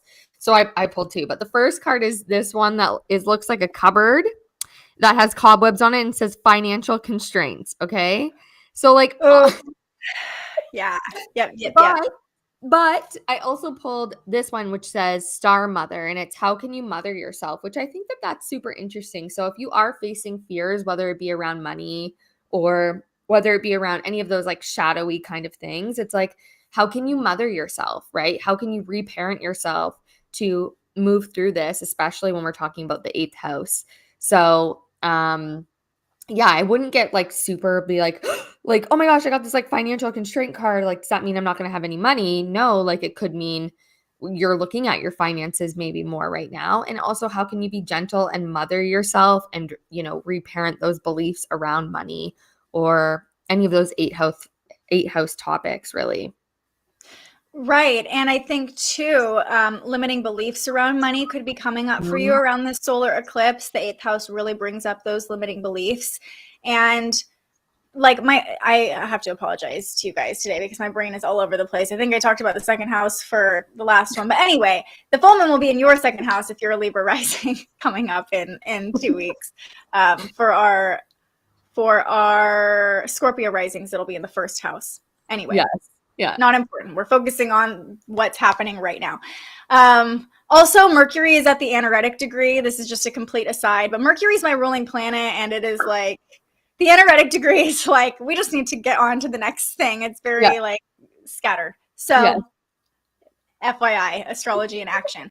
But anyway, what I was saying about Libra risings is, yeah, those limiting beliefs around money, like the solar eclipse could really activate those things for you and really force you to like look at not even money, but your own values, like shadows coming up for you around this solar eclipse. And those shadows coming up could be the shifts needed for you to align with abundance, for you to align with your path, and for you to bring in those new resources around the full moon, around the lunar eclipse in 2 weeks. So I mean, with everybody, I feel like we keep coming back to the 2nd house, like, or my brain keeps coming back to the 2nd house today. Yeah. But it's like Taurus energy, money energy, resources, values for every single sign are going to be activated in some way under this solar eclipse. And if you're a Libra rising, it might just feel like you're kind of having to dig through your own shadows to figure out the root of your values in yourself, your own self-worth, and what you deserve outside of yourself as well.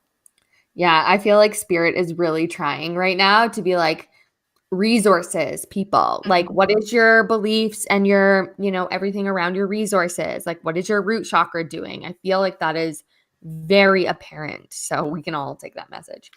Right? Like my meticulous mind is just 2nd house, 2nd house, 2nd house. Yeah. Where like every sign, I'm just like, it's all about the 2nd house for you, which is not true. But I really feel like that's kind of like spirit coming through, like you said, being like, Mhm. for everybody, pay attention to, I think especially for Libra risings, it's like your relationship to your resources. What do those beliefs look like around resources for you? And going there can help you kind of gain more clarity in the coming weeks. Yes. Okay. Virgo risings. This is happening in your 9th house, this solar eclipse, the house of expansion, the house of higher learning. So I really see a new opportunity for you around ways that you can expand, either financially or mentally in some way. This is a really beautiful time to be a Virgo rising.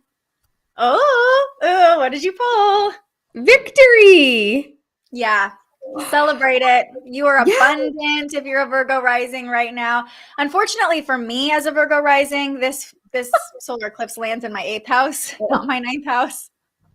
At first I was like, woo, 9th house. Yeah. And then I looked at my chart and I was like, nope. Okay, that's all right. Next time. It's all good. It's all good. But if you do have this solar eclipse landing in your 9th house, if 10 degrees Taurus lands in your 9th house, like, this is a great time for you. Celebrate yourself, celebrate abundance. New opportunities, like I said, could come in rapidly. And like, I feel like just say yes to new opportunities if you are a Virgo rising. Also, like, if you're able to go on a little trip or something, like, that might be a really good thing to do as a celebration, or even to like put yourself in new areas. So then that way, yeah, like that teaching and just kind of like networking and new in different ways, that could be really great as well.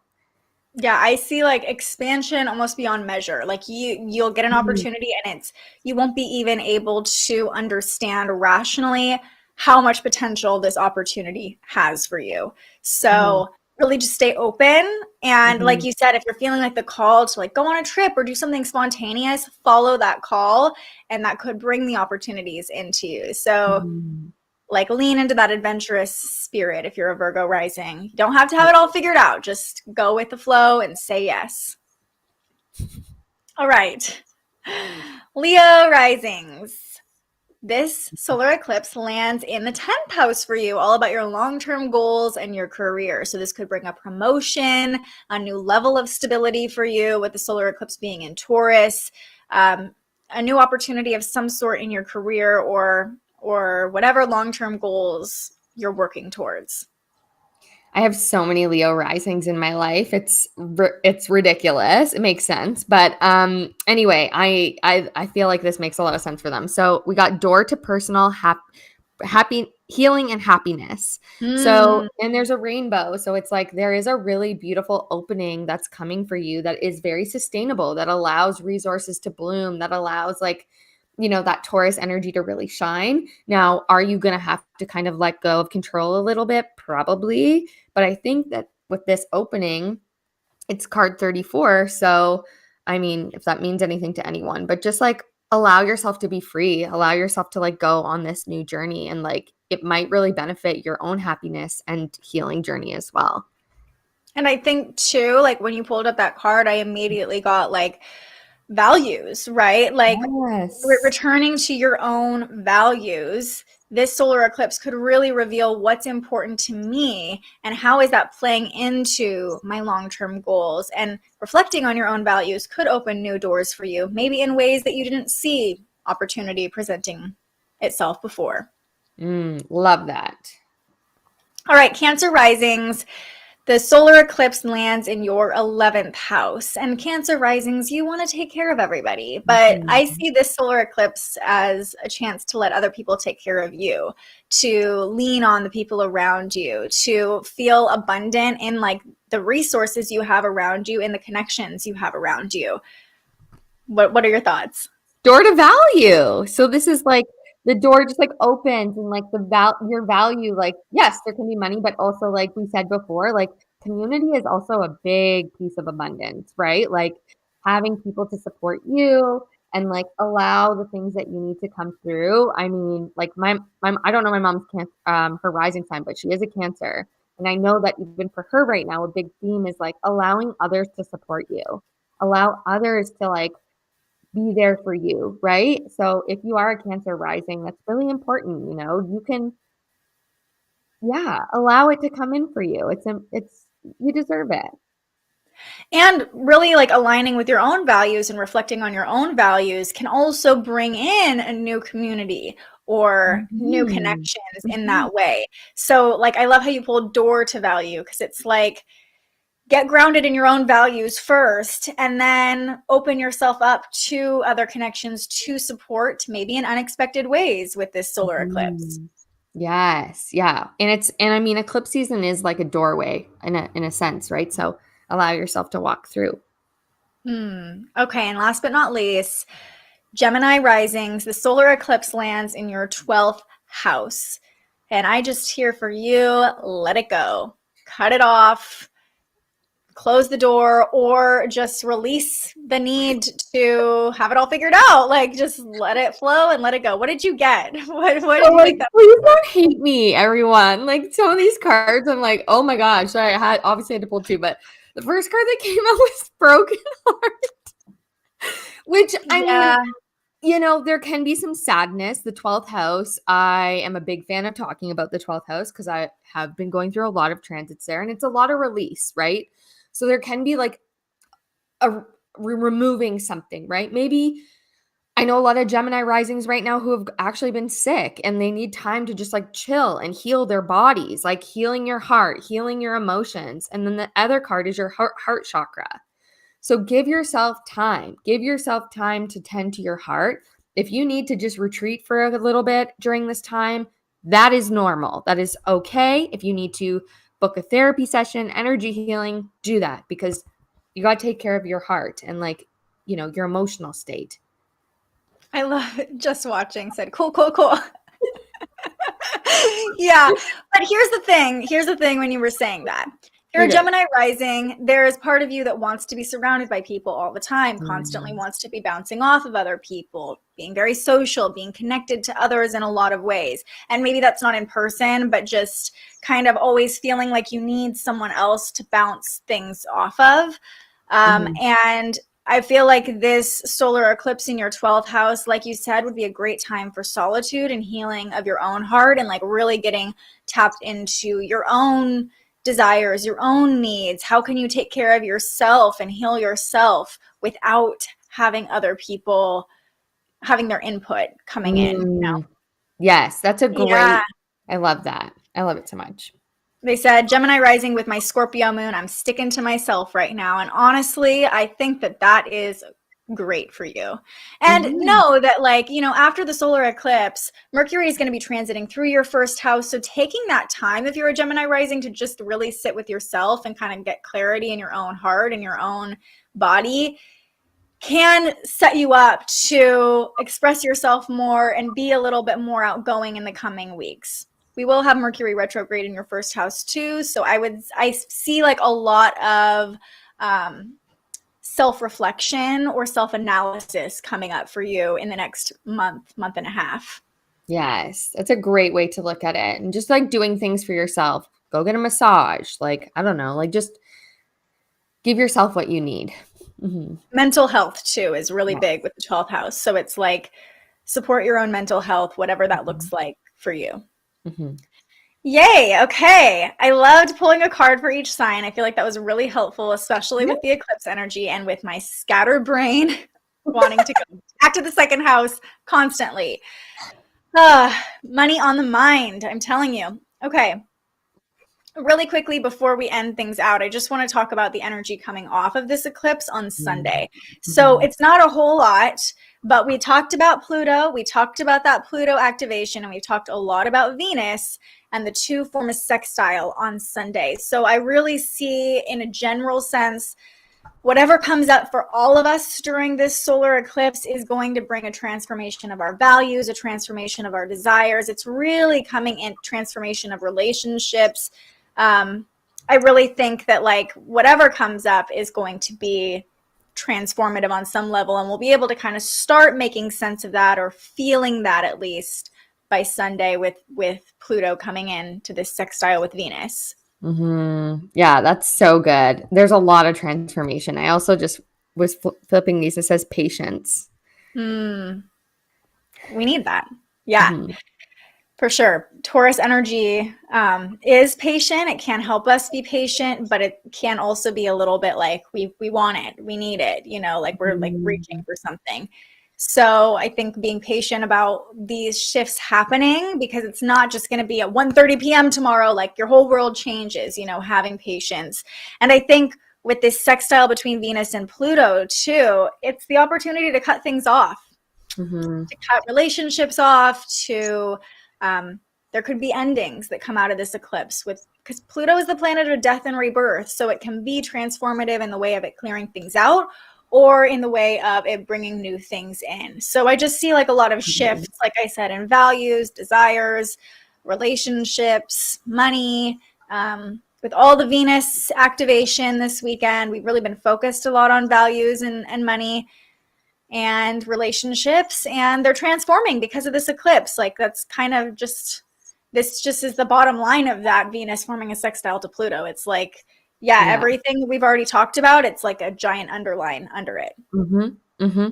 Yeah, everyone, like in the next couple of weeks, like by the end of May into June, like we're going to look back at this time and be like, wow, like I'm so different now compared to even just a couple of weeks ago. And that's not to scare anyone. It's really that it's time.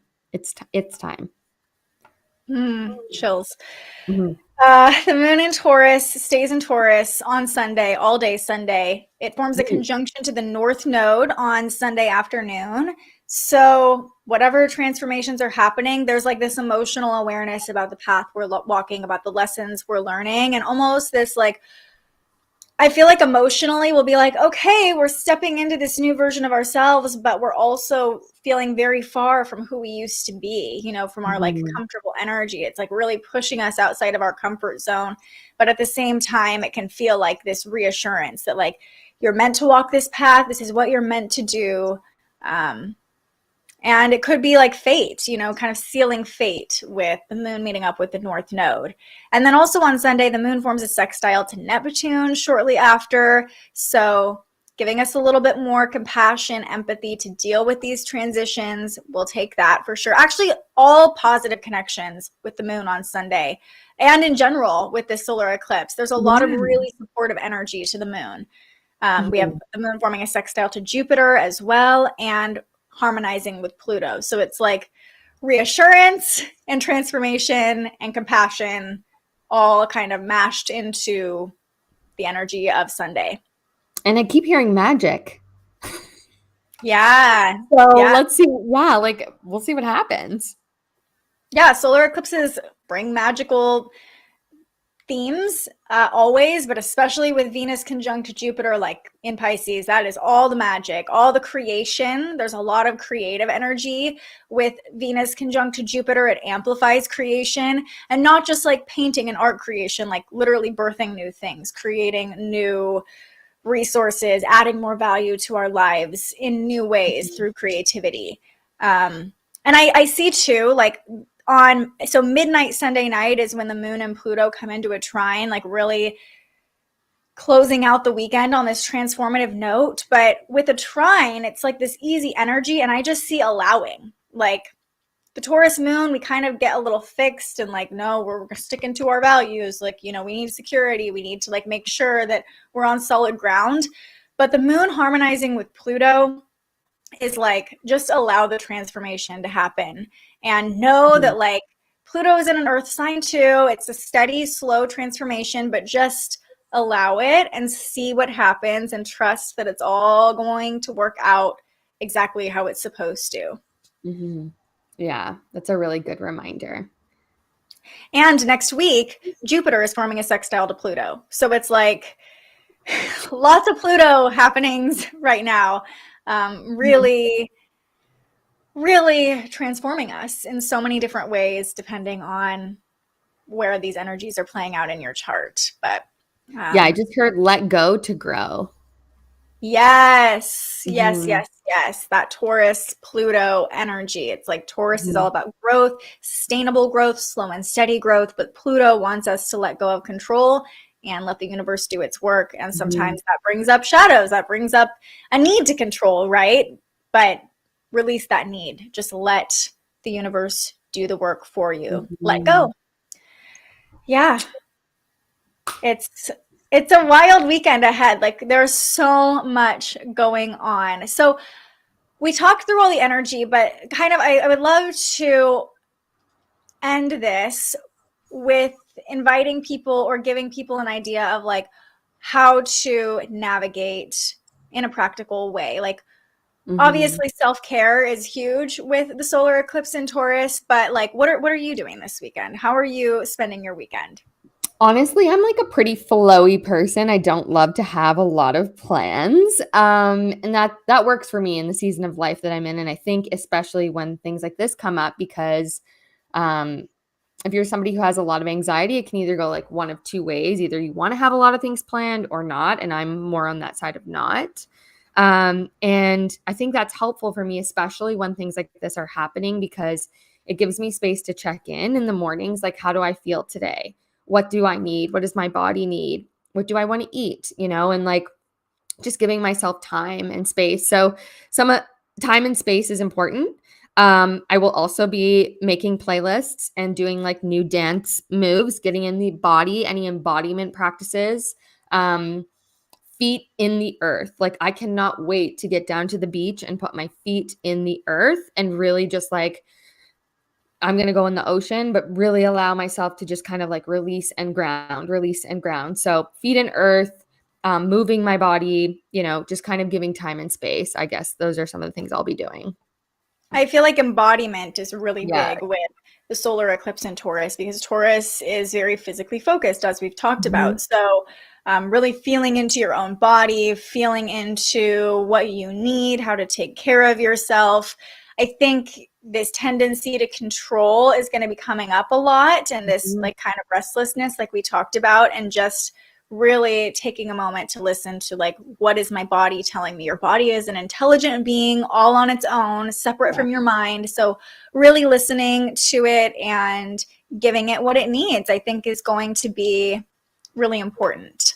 Also like positive self-talk, like really like make sure, like even this morning I woke up and I just laid there and I was like, what I desire desires me. Like I'm really trying to like talk to yourself as if you would, because with control, sometimes, especially if you have anxiety, like I know a lot of us do, your mind can get the best of you. So just telling it like, hey, positive talk to ourselves.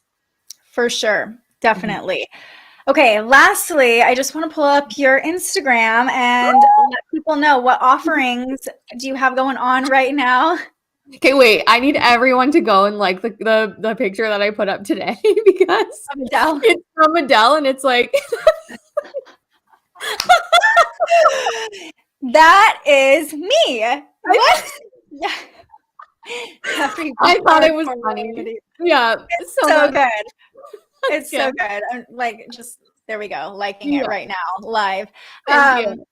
Yeah, but really, like a lot of us have been doing the work, and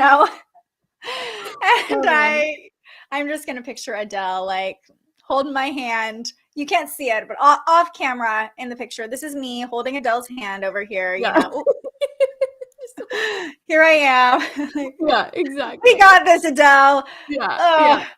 She made it through her Saturn return. We can make it through ours as well. Yeah, she has a Saturn tattoo now. She's like branded it on her body. She's like, you got this. You got 100%. This. So that's my Instagram. Obviously, there's a few things. So if you guys want, obviously I do readings as well, but I also have some courses.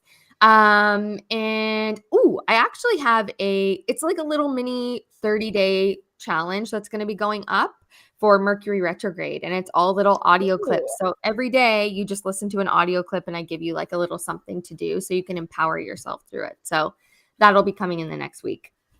And you still have openings for the 777 portal, right? Yes. So something that I really notice, and you probably notice this with when you're helping people and reading their charts, is like you could go a lot deeper and like over a certain period of time. So I wanted to make something that was like I can help in support over a longer period, and the 7 weeks kind of feels like a good time. So over 7 weeks, we could work together if you want to go further into your chart, I use like the progress chart, annual perfections, like anything just to support long term. That's sort of what that is. Mm-hmm.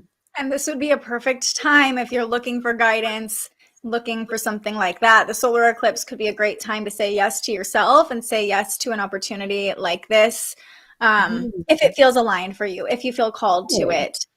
Yeah. Especially with all the Pisces energy, it's like if you're feeling called to spiritual pursuits as well, yeah, highly favored under this time, like to study new things spiritually or learn about yourself spiritually. So yay. Anything else? Any last thoughts you have about all the energy this weekend?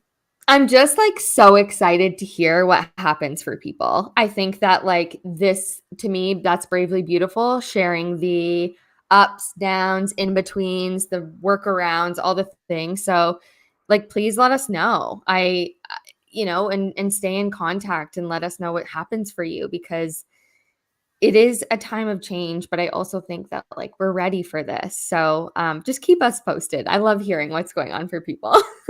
I know I just did readings last weekend, and I had a few people who had Venus in Pisces, and I was like, tell me what happens. You're coming into your Venus return and there's all this energy around your Venus. Like, I need to know what happens for you. Are you going to fall in love? Like, please tell me, So I think I bring that up because if you are going through difficulties right now or navigating challenges right now, or you have things coming up for you that don't necessarily feel comfortable around this eclipse, know, you're not alone. Like, a lot of people are going through things that they don't necessarily broadcast on social media, myself included. I'm going through my Saturn return, you guys. Like, I am in it. But also, for me personally, and I think you can attest to this, following astrology like every day and just understanding what's going on with the energy makes it so much easier to trust and navigate and know that, like, okay, this difficulty is coming up, but there's no controlling it. It's like, I just have to let it play out, So hopefully like these live streams, these conversations help you tap into that sense of trust as well. Like, knowing that everything is working out for a reason, right? Like, all the energy is playing out exactly how it's supposed to for us to transform and evolve into the best version of ourselves. Yes. And can I just say that I am manifesting this for this channel. We're getting to 1,000 subscribers on this channel, on Olivia's channel, by the end of this weekend. Okay, we're putting it out there. So tell your friends, tell your people. Okay. Seriously, Court made like a whole video about it, and I was like, how lucky am I that like she just is like trying to get me to 1,000 subscribers. But really, truly, if you're not subscribed already, it doesn't do anything. It's free, and I feel like subscriber count on YouTube isn't a big thing. Like, who cares how many people you're subscribed to, but YouTube doesn't start paying you until you hit 1,000 subscribers. So if you want to help me get paid, we're having a lot of focus on that second house and the money and the live stream. Like, if you want to help, it's like, subscribe only if you find these videos helpful. And if you've made it this far, I'm assuming you did. So please help us get to 1,000 subscribers so we can keep these videos coming to you for free every day. Amazing. All right. Well, thank you so much for joining me and getting into all the nitty-gritty of these transits today. We talked about a lot, and I really appreciate you. Yeah, thank you. I appreciate you. I'm so excited to hear what happens for everyone. I am also manifesting. I'm coming to Vancouver. Yes! We're seeing the whales. Yeah, no, seriously. Like, we're gonna go. What was that? Do you like donuts? Yeah. Okay, there's some really like famous donut places. It's not important. It's not important, but they're like better. They're really good here. So I instantly was like, "Oh, we can go to Deep Cove." Donuts, whales. We'll bring the drone. We're gonna find some whales. We're gonna fly over the whales. Like, I know we're not supposed to manifest during eclipses, but I'm manifesting this. It's happening. This year. Yeah. Okay. I love it. Well, anyway, thank you so much for joining me. Thank you for watching, for showing up for yourself today, for showing up for this community today, for bringing your curiosity. Thank you just watching. Happy to see you here today. And I hope that you navigate this eclipse with ease and trust, and know that all these shifts are happening for you, not to you. We will be back Monday morning with another episode of Transits Today. Can't wait to hear. Come back on Monday. Let me know what happened for you, what this eclipse brought up. Let's chat about it. And have a beautiful weekend, everybody. Bye, everyone. All right. Until I see you next, stay curious. Thank you so much for joining us and aligning with the energy of the universe today. If you enjoyed this morning's episode of Transits Today, you can join our live astrology discussion every weekday morning right here wherever you're watching. And head to thespiritualjournalist.com to read your daily astrology forecast and browse the Spiritual Shop. The most fun way to help keep these forecasts free and support more content like this is to buy yourself a little something on our website. But if you're feeling extra generous, you can also buy me a coffee to fuel future live streams.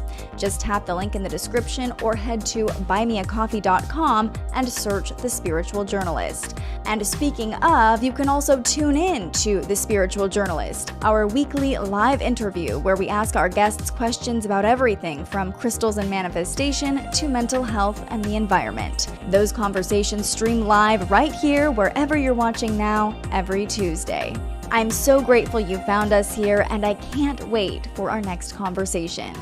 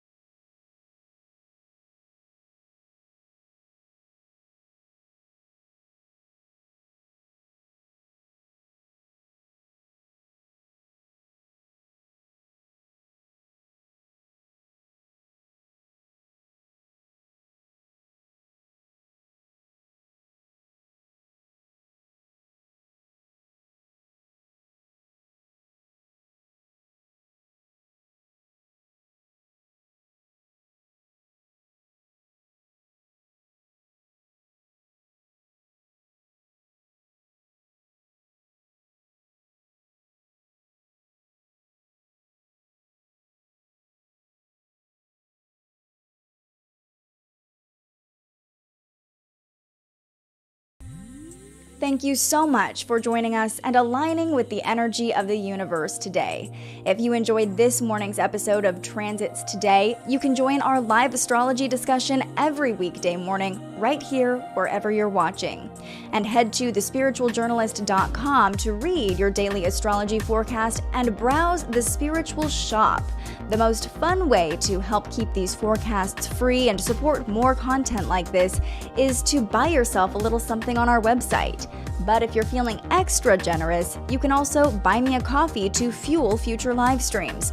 Just tap the link in the description or head to buymeacoffee.com and search The Spiritual Journalist. And speaking of, you can also tune in to The Spiritual Journalist, our weekly live interview where we ask our guests questions about everything from crystals and manifestation to mental health and the environment. Those conversations stream live right here wherever you're watching now every Tuesday. I'm so grateful you found us here, and I can't wait for our next conversation.